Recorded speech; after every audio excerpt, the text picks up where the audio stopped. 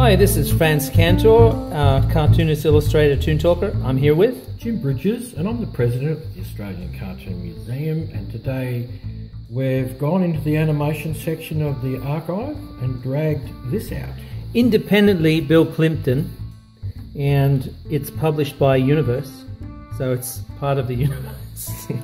And it's the life and art of the king the king of indie animation. So indie animation is not Indian animation, it's independent animation. Bill Plympton.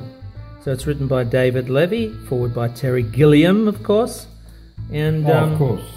Look at this. This is a self-portrait of Bill Plympton himself, and this is some of his characters that he's designed. Famous little shorts, and a current push-off cigarettes. Yeah, famous shorts. Again, another famous shorts. Which you remember probably from MTV or MTV Liquid TV. Yeah, and film festivals. Yep, if you can get out there. It's very famously... He started out as a caricaturist, didn't he? Well, we'll have a look. I believe he did. So this is one of his beautiful, I think one of his latest characters of a dog. I can't remember the name of the short now, but it's really, really fantastic. So this is one of his MTV shorts. So it fills up the head. Yeah. So if you want to Google him or go to YouTube, you can have a look at some of the shorts and definitely the trailers for some of the later stuff. But he has this beautiful, surreal sense of humor.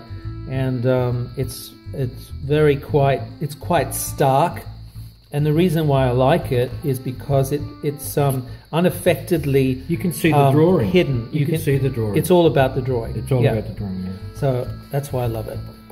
It's all about the scribbles. Yeah. So these are beautiful. He does lovely studies of people. This is a portrait of Terry Gilliam. Doing this beautiful another animator, of course. That's from Monty Python. Terry Gilliam was the animator. Yeah, on that. There's another portrait, self-portrait of the man himself. Blue eyes. So, what are we looking for here? His early life. So, here's it's a basic coughing up your lungs, you know. Ways of quit smoking. So this is actually you can have a look on YouTube for that. 25 ways to quit smoking. They're very, very funny. Now he has this incredible sense of humor, this surreal sense of humor, which is very, very interesting. There's a young man there. Some of his early work. I'd love to read this. If I had the time, I would. I'd be all over this. You read a book, you have to have a lot of pictures. Yeah, have to have a lot of pictures. Have to have a lot of pictures. This is quite interesting, the way that you can see how artists develop, you know, themselves as students. This is Popper. Dr. Mabuse. Yeah. You know, so lovely interest in pen work, interest in humour, early age. Beautiful staging, you know. So you can always tell cartoonists because they have this innate sense of compositional staging. So it's somewhere between cinema and theatre, and with a lot of mime thrown in for good measure. I like what you're saying. I think you're right. Yeah. Just moving a bit closer to get into the action here. Now you'll see these are like little asides that they put in there. Of course, you can see the full range of the expressions of this dog. Now, this was quite an interesting cartoon. You should really check this one out. I can't remember the name of it, but... It'd make great curtain material. Yeah. So, you know, again, more words. He's, you know, this is in college now. We're getting from high school. There's no place like Yeah, we're going from high school into his college days. So you can see a beautiful, sensitive interest in this, you know, pen technique. Beautiful cross-hatching. You know, cross-hatching could be done very, very messy, you know, but under the right circumstances with control, you have to leave spaces for where the highlights are. So it's a complete control and understanding of contrast and light and dark. So he's and also this, you know, he does things like there's like a reflection almost of another horse in the shadows of the horse itself. So there's a lot of interesting subtext in his pictures, you know. And when he gets into some of the more surreal stuff, you'll see it coming out. Yeah, it's like, what is that? They're like little comics. It's a Kirby Kid Outlaw. It's a bit of collage in there. Very interesting. I love how artists experiment with different techniques. There's an interest in foreshortening and in exaggeration and things. You know, that was very big in the 60s. When was this done? 1969. Of course, that was like the big, you know, the flared look. What else was around that time? Yellow Submarine, probably. Some early, looks like advertising, illustration, fashion art. Yeah, a little bit of pen and ink in the graphic style of the English illustrators. You know, like Ian Miller and Gerald Scarfe. Beautiful stuff. So a lot of interesting people who love storytelling have an interest in illustration. See, that's 1968. Yeah. So he got into animation pretty early. Pretty early. Once you see your characters come alive and animated and you're responsible for it, you fall in love with it, the process. That's it. So it's all about the timing and the pratfalls and things, and the character that can come out. You can bring character out, you know, and animate that character so it breathes and lives. It's so wonderful. I mean, a character is dynamic and as interesting as this little dog. Just you know, begs for his own chance. It's a potato with 4 legs, a spotlet, and a couple of eyes on it, running around a joint. Yeah. Oh, very 60s. Yeah, there he is. Basic training. Yeah, very 60s. And marshmallow skies. Yeah, or it's a little shades of the Rousseau painting. Yeah. He had the 99 different greens. Yeah. So we're just we're going to go through this into New York City, the early years. So he's getting into illustration here. Soho Weekly News. So he gets experimenting with caricature and likenesses, and also caricaturing elements like the taxi cab, and putting in a little manic craziness of New York. Yeah, well, 76, isn't it? You know, some experimental film using animation, experimental illustration, caricatures of Farrah Fawcett. So his caricatures are, he's not really. Would you say he'd be well known for caricatures? I actually loved him, and then he disappeared. Where would his caricatures appearing? In Playboy? Yeah, but I bought the book. I think that's stored in Playboy. That was in the book too. That's the Pythons. Yeah. So was that Farrah Fawcett. Yeah. So he's starting to develop this sort of cockeyed, this sort of off-kilter style of depicting characters and things. Yeah, which it's he would then use. But it was like illustration of its time. Yeah, he'd then perfect with his animation, because it would just gave everything this beautiful wackiness and an intrinsic sense of reality or realism with the detail. So the detail was there, and the twistedness of the line of the drawing, the off-kilted composition and the stance and the way that. So he's obviously looking at the drawing. There he is, looking. You know. Yeah, there he is with long hair. Look at that. Yeah, but he's looking at the Walter. That's Walter Cronkite. Get a haircut. Walter Cronkite's looking at the drawing he's done of him. Yeah, tube strips. So he's also interested in television, of course. It's a very sensitive. It's all about drawing, isn't it? He doesn't stop drawing. Yeah. And here we go with the gag strips. That's a good gag. Yep. So, gag strips, of course, are like you have the setup, zig-zig-zag, they call it in comedy. You have a setup and a punchline at the last panel. 4 panels. So, and you use, well, it's really 3 panels, but you use a fourth panel as a pacer. Yeah. A way of separating, you know, so you absorb it. It's like a beat. Yeah, but you know, see, when a stand-up comedian leaves a beat, yes, and then hits you with a punchline. That's what this is. Also, you can see the animation coming in here. Like, this is transitions. Gerald Ford, strangling himself. Yeah. Yeah. So it's just really Gerald Ford goes into Jimmy Carter. Yeah.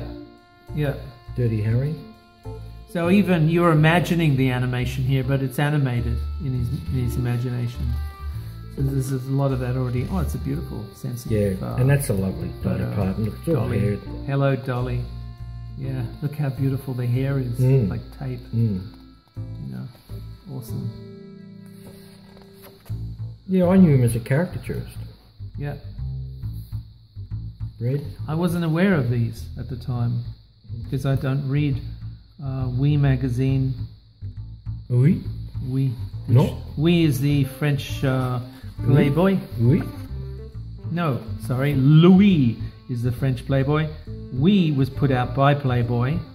That's right. And it was the sophisticated English language version of Louis. It was a sophisticated version of Playboy. Yeah. These beautiful, beautiful caricatures. You know, when you see somebody like that. When was this done? In 1979. So this is as good as it gets with regards to distortion and caricature. A lot of people have done the Stones. So if you look at, if you like Stones? No, Rod Stewart. Yeah. Okay. So this is pre Sebastian Kruger. Really. That's a beautiful. Yeah. So some of them. On the road again. A caricature, you know, you can explore different things, shape, but also personality, and you can be very sensitive. The Bee Gees all with one head, 3 heads. Yeah. Yeah. This is Meatloaf. That's probably the happiest expression Meatloaf's ever had. The hair's lovely going out. Yeah. That would be more of a Meatloaf. 2 out of 3 ain't bad. So yeah, again, he punctuates this book with these incredible shots from at the time of this book published, the latest film.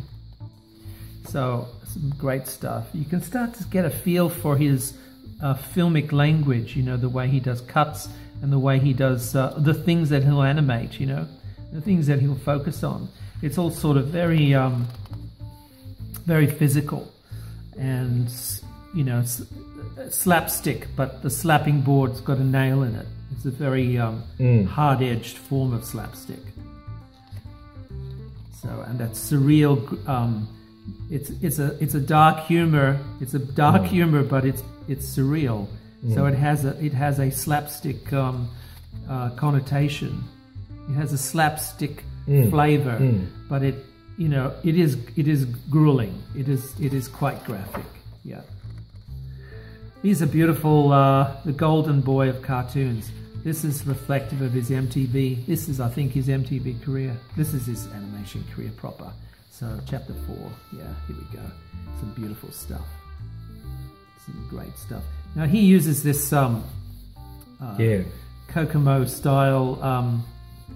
What do you call it? The horizon, the infinite plane, as Dali would say, the infinite plane of the dream, right? So people like Steranko would use the infinite plane of the dream in Nick Fury comics, and it reflects Dali's infinite plane of the dream. And Bill Plympton used this motif a lot in his films, the infinite plane. But Steranko had all the lines going into it. You don't need lines of perspective. No, you know, no. But also he's done it to cut down on drawing and well, not so much. It's the fact that you punctuate that's enough for a background. That's enough for a background. Well, the idea of the infinite plane is that it implies two things. One, it simplifies. Yeah. So it simplifies everything into the focal point of where you want your audience, the viewers, to look at. But it also implies an unreality. So you're implying an unreality. An alien. It's like you take these two guys out, these two women, and shoot them in the middle of the Gobi Desert. There's nothing around, right? Yeah. So they're already the star attraction of the shot. Yeah. It implies another world, like a subconscious element. So the same way that Dali and Steranko would imply a subconscious or drug influenced element in the pictures. This is beautiful. Look at this these caricatures here, you know, implying a and just look, for no reason. This is both the same guy, but for no reason he's chosen different elements of the face to exaggerate. The same thing. I mean, this is a favorite caricature of a subject matter, JFK. Of Plympton. Yeah, for some reason, because he sort of resonates with that sort of chiselly looking jaws and stuff, with the big jowls and stuff. Here he is with Teddy Kennedy, sort of exaggerated even more. But you'll see this coming through his other characters. As much as Bill Plympton's own face comes through the characters that he animates, you'll start to see things like this. So keep an eye out for it. Again, the Reagan hair. He was in love with the Reagan hair, this sort of submerged missile-looking thing here. This was a favorite of Bill's work, and a lot of animators and cartoonists the world over, including myself. I think I've done something with his hair. With, a range of T-shirts. Rocket Ronald. I don't know what that's called. I have no idea what it's called. It's called a Rocket Ronald coif. How's that? That'll do. Billy Graham. So, at once, you know, humbling in the way that he would capture these beautiful expressions, and you know, and little details like the split muscles of the nose. You know, the softness of mouths and the softness of flesh and jowls and stuff like that. It's a very sensitive way of different ways of looking at expressing caricature, which come from a sense of understanding the expressions. So it's not just understanding the geometry or the anatomy of the face. It's an understanding of expression. So here, with expressions, you have a caricaturist leaning so heavily into an animator's world, where animators use cartoons to really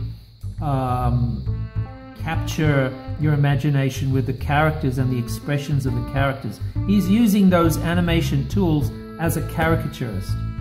So he's storytelling. You can look at these, and now they're telling stories about the characters. When I was looking at when I was doing caricature in the 90s, it started to, because I was so interested in animated cartoons and cartoons in general, it started to inform what I would be looking at in drawing a character, or drawing a likeness. So you're looking at some aspects of storytelling ability. So all of these characters, in other words, you're not just looking for a likeness, a quick likeness, you're telling a story. So that's going back to the days, you know, the olden days of caricatures like Heinrich Clay, where you tell stories with these characters.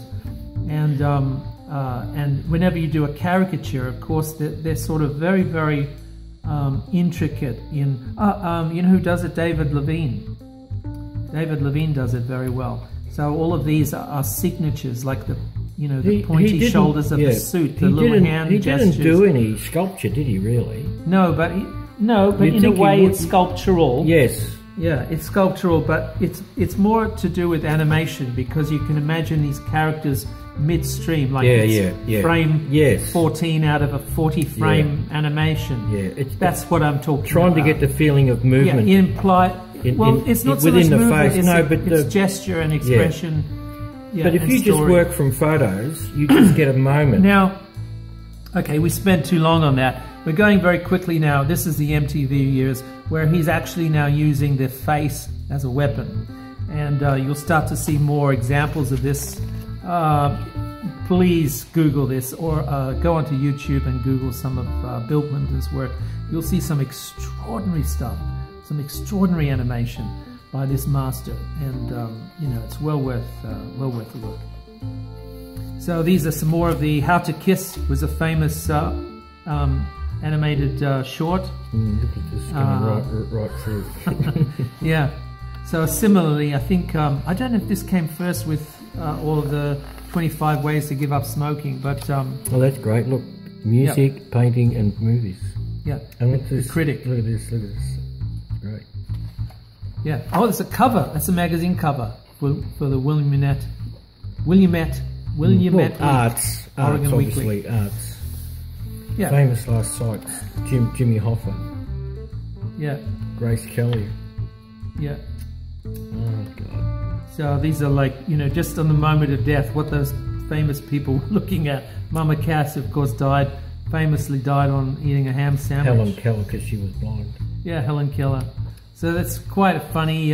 This is his black sense of humor. He has a dark sense of humor, you know. And look at this. This is a POV of somebody about to be punched in the face. Famous last sights. Well, whatever that is. So somebody's about to die. He's been looking at this girl. Obviously wants to be looked at, but the boyfriend came in and smashed him in the face and killed him.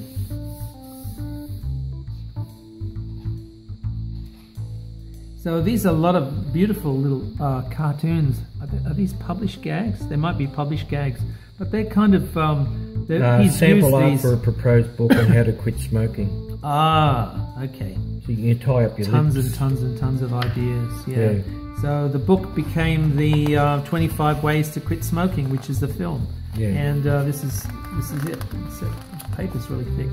So this is 25 Ways to Quit Smoking. Some beautiful, beautiful. You have to check it out on YouTube. We don't have time to show it here, you know. But you'll see. This is like a very 100 clay concept of using the animals and the human, the morphs between the two. So there we're going back into the 60s style. Beautiful stuff. So the idea is like, you know, dolphin playing golf with sunglasses on. You know, the ideas are simply, they're deliciously simple, but because they're inventive. A rainbow chasing a girl. Exactly. Yeah. So it's almost like you get 2 or 3 concepts and you write them on little bits of paper and you jumble them around, you know, and you throw them and you pick them out of a hat, random things, right? Yep. So random, this is a great idea. If you want to draw up some, if you've got writer's block, all of you writers, but I'm more interested in if you've got cartoonist block, because cartoonists shouldn't have a block. The idea is you draw things that are that don't traditionally go together, right? So instead of having a man playing golf, you have you play a game where you put in unlikely things.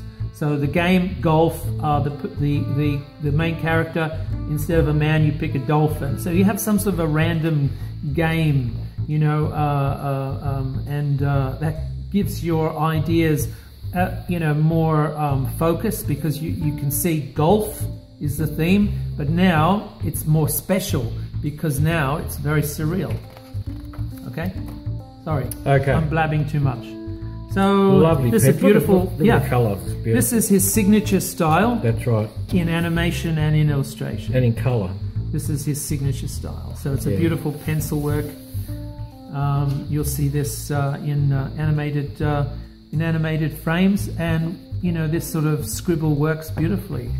You know, it's very hard to pull off this scribble technique because it's very Mum and Dad coming out the ears. It's the opposite of the clean cells. Yeah. You know, the look in the animation.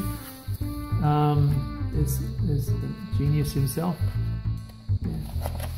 Some different ideas for films, different shorts, different things he's done.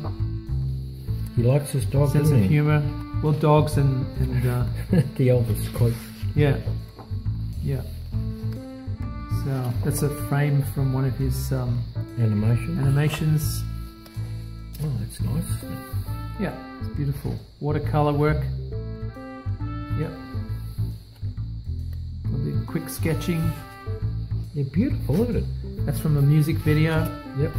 Did a lot of work, is very prolific. And could master a few different techniques. There's more of a cell style animation. There's some of his some varied pictures of some of his animated frames, scenes. Beautiful stuff. Again, you know, very dark humor, but because of that element of surrealism, it catches you by surprise. You know, these are some storyboards, an opening storyboard for a production. I Married a Strange Person. Yeah, which I think, have I got that here? I've got, I'll show you. It's, what's that other, that one there? No, I don't have, I have that book, but I don't have it here. But I'll show you some other books. So these are the storyboards. Yeah. I Married a Strange Person. That's a great gag. Look, you look outside and you see a peanut. Yeah. So this is actually Mutant Aliens, which this is the book of the film. This is the book of the film. So is this the book review within the book review? This is the free book review within the book review.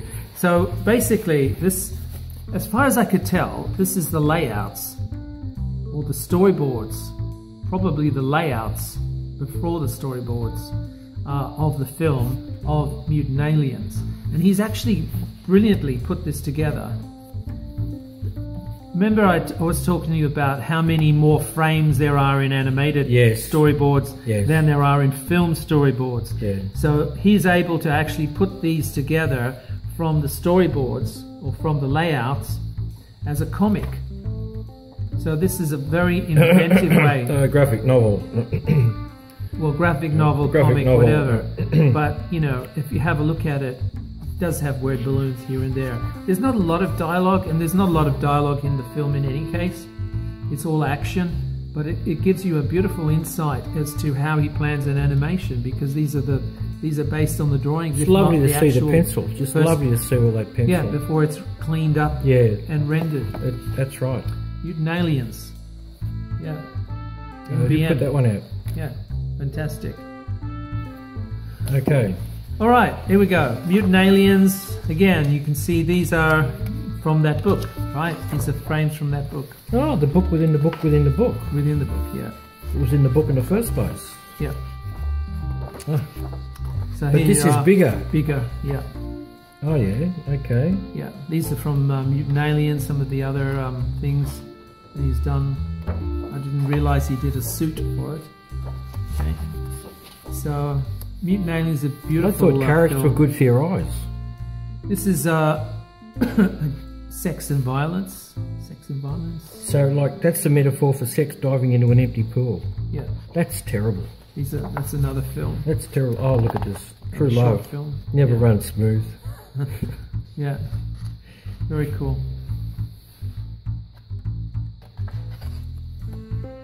Yeah. Great stuff. What's he turned into something? A train set. And a Christmas tree. Yeah, it's fantastic. Yeah. The magic tree. Everything turns into something else. Look at that. Yeah. Hair High. Here we go. Hair High. It's over here. Again, same deal with Hair High. Another book. Yeah, another book. Yes. Same as the other one.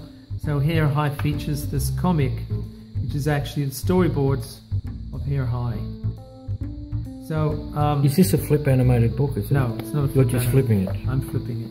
Okay. So you can start to see, you know, the exaggeration. I don't know why he did this, but it's a brilliant idea of combining two visual narratives, two sequential narratives. Animated cartoon comics. Animated cartoon comics. Graphic novel. Yeah. Well, two sequential narratives. Joker. Yeah. This Hair High is a great animated film. Yeah. He'll do things like he'll throw some stuff in there which are totally surreal. Again, left of field. So it's like a very special insight into the way that he thinks and his sense of humor. His sense of humor is based on the unexpected. Finally. Yeah. So the dog is very, very special. If you get a chance to watch this film, what's the name of the film? I'll tell you the name of the film. It's called... What's it called? Guard Dog. That's it, Guard Dog.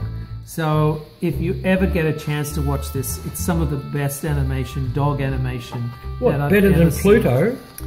Better than Pluto. Shock horror. Yeah, now Pluto's good, but this one, oh my god, it's like it's like Pluto on steroids.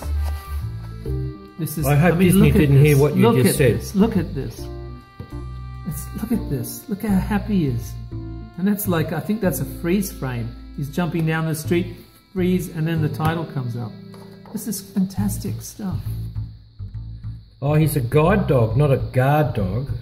Okay. Guide dog, yeah. Well, no, actually, art from horn dog, guide dog, Prismacolor, guide dog. Yeah, he's a These are guide different dog. dogs. No, look, that is a... Well, what's that one there? Hot dog, Prismacolor. These are illustrations, but the film that I want you to watch is called Guard Dog. And I think maybe they have a series of short scenes. Doggone it. Keep going. You should look at that.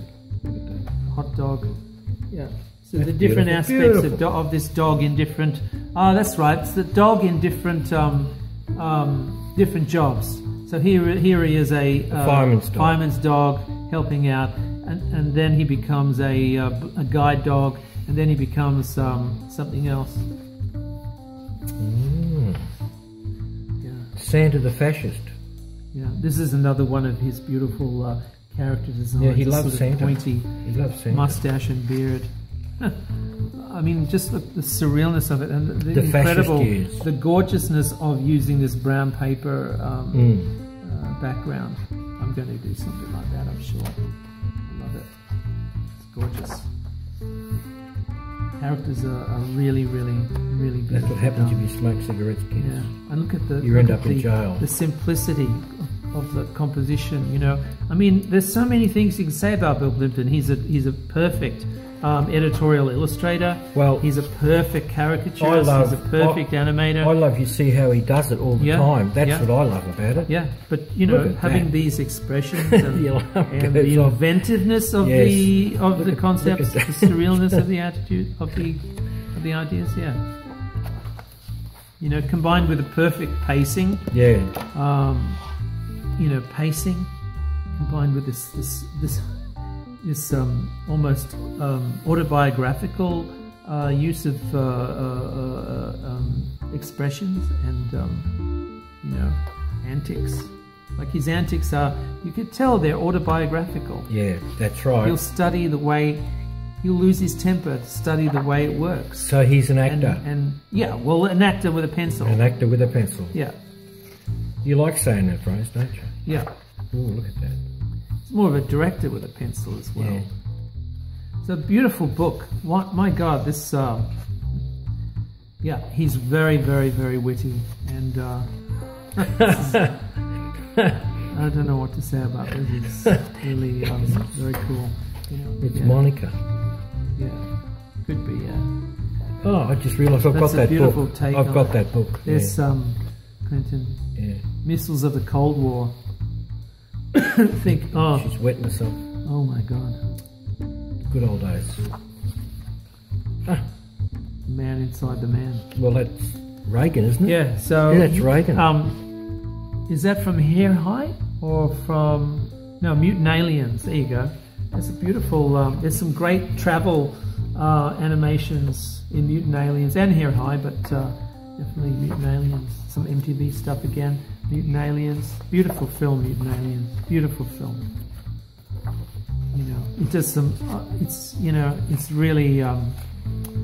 Bill Plympton. Great really ideas. Mind-blowing. Great ideas. Yeah, but they're simple ideas. I know, comes but from that's why they're great. Juxtaposing look at that. Unlikely... he's obviously looking at unlikely things. He's obviously looking at a girl's leg.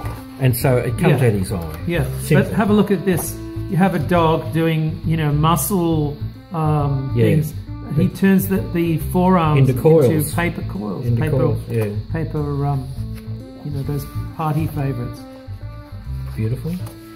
So he you know, the inventiveness. See, animation, like if you look at the best of Warner Brothers and Tex Avery, animation can give you the ability to be so inventive, and that's what he brings to cartoon, to animation, and to cartoon and to caricature. He brings this incredible rich vocabulary of invention. Yeah, it's incredible. Who is it? Disco dancer. It was fantastic. A rooster with that thing underneath them. Well, it's obviously some politician. He's inferring some politician. Yeah. So they're just the surrealness of the ideas. Yeah. You know, it's just you can bung it's exciting. You can bung an eye on anything. The way caricatures bodies. Yeah. Some of the best of Bakshi. Ralph Bakshi would caricature these people that you can imagine walking and talking in the neighborhood or in Harlem or something like that. Except he used perspective a hell of a lot more. Yeah, well, you see things like Mind Games today. You know, some of the new Korean animation where you can see animated this extreme perspective. But Bill Plympton really, I think he was one of the first people to do that. This is a fantastic book. I love this book. Mr. T. What's this? Blowers. Different. Are these slang terms for boobs? Yes. Cupcakes. Yes. And he's drawn them to fit the. Has it? All right. Oh, that would make just a great get your wall fingers chart. Off that. That would make a great wall chart. What for it? Blowers, boobs, boobies, breasts, different names, nipples, the different things he's done. Pointers. This would make a great wall chart. Idiots and Angels. Yeah, another great film. Yeah. And the dog's taking a bow. Good on him. I love this book. This is fantastic. Yes, you have to go get one. Yeah. It's Universe Publishing. Yeah. Printed in China. And when did it come out? What's the year? It came out in 2011. It's still around. Yeah. I think it's out on paperback as well. Probably. Grab it. Yeah, you can probably grab it. Go onto Amazon whether right you now. ever do any animation or whatever, if you're a cartoonist or you are a student of imagination, he's up there with Calvin Hobbes, this guy. That's how good he is. He's the best. Okay, all right. This is Frantz Kantor and Jim Bridges saying see you later, and check us out on Patreon. Patreon, yes, that's right. Check us out on Patreon. Thanks. Bye bye.